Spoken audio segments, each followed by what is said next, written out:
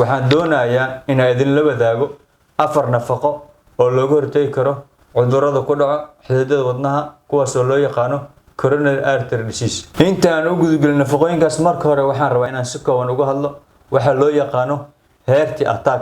haddaba heart attack waxaa lagu qeexaa marka qayb ka mid ah wadnaha aysan helin dhiig ku filan. haddaba calaamadaha qofka lagu arko marka uu qabo xaaladan loo yaqaan heart attack waxaa ka mid ah inuu qofka dareemo culays xabadka, mararka qaarna wuxuu dareemaa xabad xanuun ayuu dareemaa. sidoo kale calaamadaha uu arko waxaa ka mid ah naqas ayuu dareemaa qofka oo wuxuu arkaa inay neefta ku dhagto. sidoo kale calaamadaha oo isku arko waxaa ka mid ah inuu dareemo daciifnimo, mararka qaar waxaa lagu arkaa in oo suuxo oo miir beelo ayaa lagu arkaa. sidoo kale calaamadaha lagu arko qofka qaba heart attack waxaa ka mid ah inuu qofka dareemo daal aad u fara badan, inuu markasta dareemo ayaa dhacdo. haddaba waxaan doonayaa inaan idin la wadaago afarta nafaqo ee looga hortagi karo cudurrada ku dhaca xididada wadnaha kuwaas oo loo yaqaan coronary artery disease. nafaqooyinkaas inta badan waxaan ka helnaa cunooyinka ayaan ka helnaa. nafaqada ugu horeyso waxaa loo yaqaana glutathione. glutathione waa maado muhiim u ah jirka, waxayna xididada dhiigga ka nadiifisaa wasaqda ku hartay.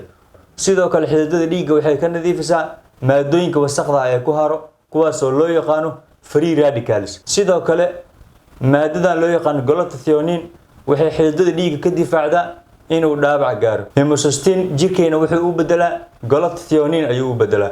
haddaba cunooyinka laga helo maadadan loo yaqaano glutathione waxaa ka mid ah koostada, afakaadhada, baamiyaha iyo guud ahaan khudaarta cagaaran. nafaqada labaad waa nafaqada loo yaqaano BQQ.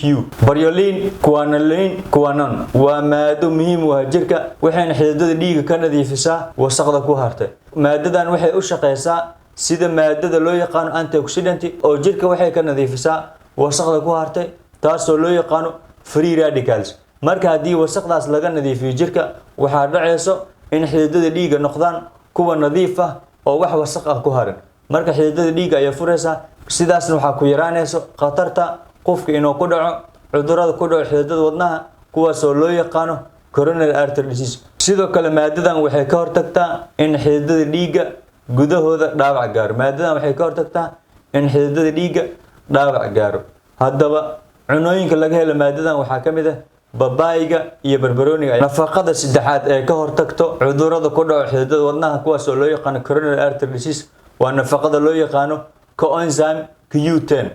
nafaqadan waxay muhiim u tahay shaqada wadnaha. sidoo kale nafaqadan waxaa ka buuxo maadada loo yaqaan antioxidant oo jirka ka nadiifiso wasaqda ku harta, wasaqdaas oo loo yaqaan free radical. sidoo kale maadadan waxay ka hortagtaa in xididada dhiigga wasaq ku aruurto ama inay dhaawacmaan. cunooyinka laga helo maadadan loo yaqaan coenzyme Q10 waxaa ka mid ah kelyaha, beerka iyo wadnaha ayaa laga helaa. maadadan coenzyme Q10 waxaa laga helaa saliidda, kalluunka iyo looska ayaa laga helaa. ugu dambeyntii nafaqada afraad ee ka hortagta cudurrada ku dhaca wadnaha kaasoo loo yaqaan heart attack ama coronary artery disease waa nafaqada loo yaqaano vitamin B6 ama vitamin B6. vitamin B6 wuxuu jirka ka saacidaa in homocysteine loo bedelo glutathione. sidoo kale vitamin B6 jirka wuxuu ka saacidaa in la nadiifiyo wasaqda. haddaba cunooyinka laga helo vitamin B6 waxaa ka mid ah afakaadhada, mooska iyo ukunta